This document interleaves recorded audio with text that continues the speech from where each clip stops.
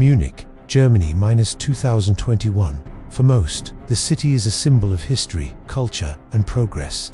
For a university student named Anna, it became the setting for a story that blurs the lines between modern medicine and ancient belief. This is a documented account of events that unfolded, leaving experts baffled and a young woman's life forever changed.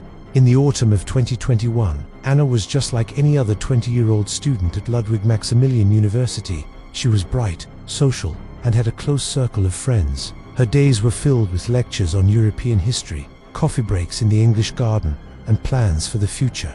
Her life was, by all accounts, completely normal. But then, things began to change, subtly at first, then with terrifying speed. It started with sleep. Anna, once a sound sleeper, began experiencing intense night terrors. She would wake up screaming, drenched in sweat, her heart pounding. She described vivid, disturbing dreams that felt more like memories than nightmares. Her friends noticed she was becoming withdrawn and easily agitated. The lively, optimistic young woman they knew was fading, replaced by a shadow of anxiety and exhaustion.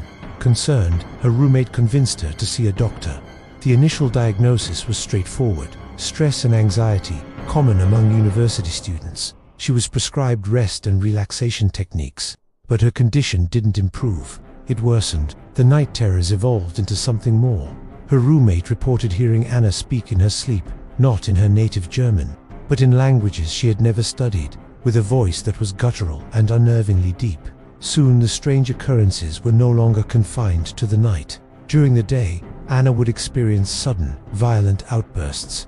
A dropped book or a simple question could trigger a rage that was shocking in its intensity. She would lash out verbally, her words filled with a cruelty that was completely out of character. Her friends grew scared, unable to understand what was happening to the gentle person they knew. By December 2021, Anna's family intervened.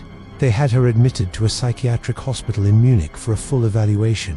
What the medical staff observed would challenge their understanding of the human mind. The attending psychiatrist, Dr. Klaus Richter, noted in his official report, the patient exhibits rapid, inexplicable shifts in personality. One moment she is lucid and terrified. The next she is hostile and speaks with a distinctly different vocal timbre, referring to herself in the plural we. The medical team ran every test imaginable, EEGs, MRIs, and extensive blood work. They ruled out epilepsy, schizophrenia, brain tumors, and dissociative identity disorder. Physically, Anna was healthy. Yet, the symptoms persisted and intensified. Nurses documented instances of what they termed unusual strength. On one occasion, it reportedly took 4 staff members to restrain her during a particularly violent episode. Even more baffling was her apparent knowledge of things she couldn't possibly know. During one evaluation, Anna, who had no medical training, began describing a rare congenital heart defect of one of the junior doctors in the room, a detail he had never disclosed to anyone at the hospital. The event was recorded in the official observation logs, with the doctor noting he was profoundly disturbed, with all medical and psychological avenues exhausted, and Anna's condition deteriorating daily. Her deeply religious family made a desperate choice. They sought permission from the local diocese to consult with clergy experienced in spiritual afflictions. It was a controversial decision, one that met with significant resistance from the hospital administration. However, with the family's consent, a compromise was reached. A priest, Father Thomas, would be allowed to meet with Anna, but only under strict medical supervision. Every session would be recorded, and Anna's vitals would be monitored at all times. The first session took place in a small, sterile room within the hospital. Dr. Richter and 2 nurses observed from behind a one-way mirror. The contrast was stark.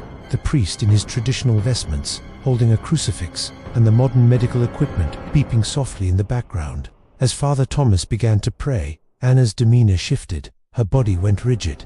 The heart rate monitor, which had been steady, began to climb rapidly. Her voice, when she spoke, was no longer her own. It was a low, mocking growl. Over the next several weeks, this scene repeated. The sessions were grueling, both for Anna and for those who watched. The entity, or personality, that emerged during the prayers was malevolent. It taunted the priest, mocked the doctors, and spoke of events and personal secrets of those present with chilling accuracy.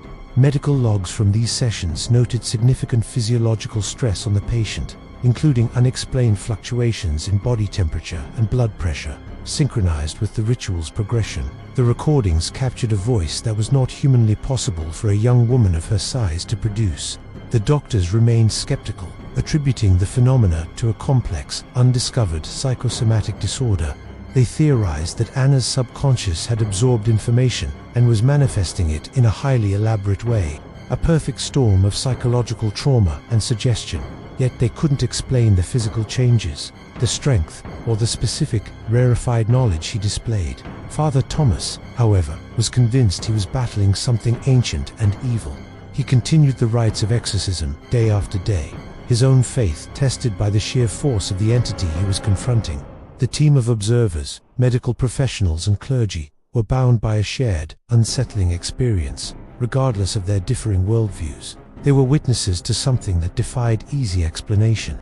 Then, one morning in February 2022, it was over. Just as suddenly as it had begun, a nurse went to check on Anna and found her sitting up in bed, looking weak but perfectly lucid. She asked for a glass of water. She had no memory of the previous 2 months, her last clear recollection being her initial anxiety attacks. The hostile presence was gone. The strange voices, the rage, the unnatural strength, all had vanished. A week of intensive observation followed. Every medical and psychological test was repeated. The results were all normal. Anna was, for all intents and purposes, herself again. She was calm, gentle, and confused. The doctors could offer no medical reason for her sudden, complete recovery. The official report listed her case as a spontaneous remission of a complex and atypical psychotic episode, a label that explained nothing. Anna was discharged from the hospital. She left the university and moved back to her family's home in the countryside, seeking to rebuild her life away from the place that held such blank, terrifying memories. The video and audio recordings from her hospital stay remain confidential medical records, a chilling archive of an event that science struggles to define. So, what happened to Anna? Was she the victim of a rare and profound mental illness that mimicked the historical descriptions of possession with uncanny accuracy? Or did she fall prey to something else, something that lies outside the boundaries of our understanding? The case remains a stark reminder that even in our modern technological age, there are still phenomena that defy explanation. The Munich files on Anna are officially closed, but the questions they raise continue to linger in the quiet halls of the hospital, a chilling testament to a mystery that remains unsolved. Thank you for watching. If you found this story compelling, please like this video and subscribe for more explorations into the unexplained. Stay curious and stay safe.